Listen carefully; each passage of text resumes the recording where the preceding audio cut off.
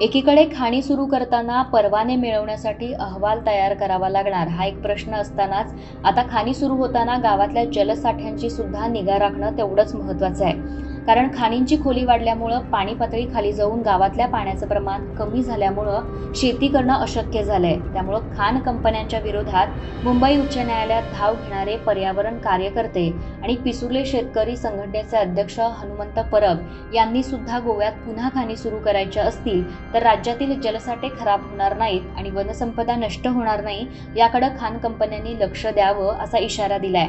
नव्यानं सुरू होणाऱ्या खाणींसाठी पर्यावरण परवाना नव्यानं घेण्याची मुंबई उच्च न्यायालयानं जी सक्ती केली आहे त्या निर्णयाचे स्वागत करताना ते म्हणतात की उच्च न्यायालयाचा हा निवाडा आमच्यासारख्या शेतकऱ्यांना दिलासा देणार आहे.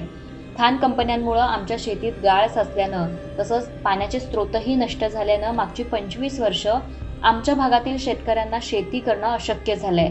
त्यामुळं आम्ही तसं होऊ देणार नाही याची जाणीव राज्य सरकार आणि खाण कंपन्यांनी ठेवावी असं ते म्हणतायत. पिसुर्लीमधील 155 शेतकऱ्यांच्या वतीनं परब यांनी मुंबई उच्च न्यायालयात रीट याचिका दाखल केली होती. त्यात खाण गाळामुळे 80 एकर शेतीची नासाडी झाल्याचंही त्यांनी सांगितलंय.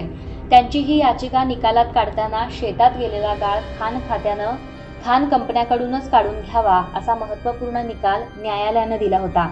यावर परब यांनी आमच्या 80 एकर शेतीची नासाडी झाली असताना खाण खात्यानं जो अहवाल तयार केलाय त्यात फक्त 5000 चौरस मीटर शेतीचंच नुकसान झाल्याचं म्हटलंय.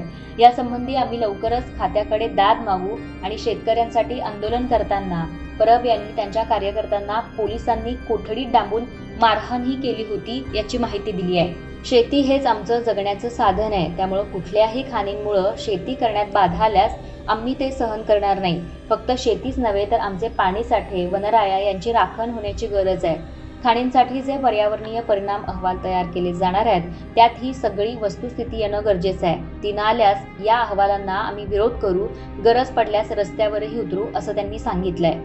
त्यामुळे दोन्ही बाजूंचा हा विचार करता गोव्यातल्या खाणी कधी सुरू होतील याकडे आता सगळ्यांचं लक्ष लागून राहिलंय.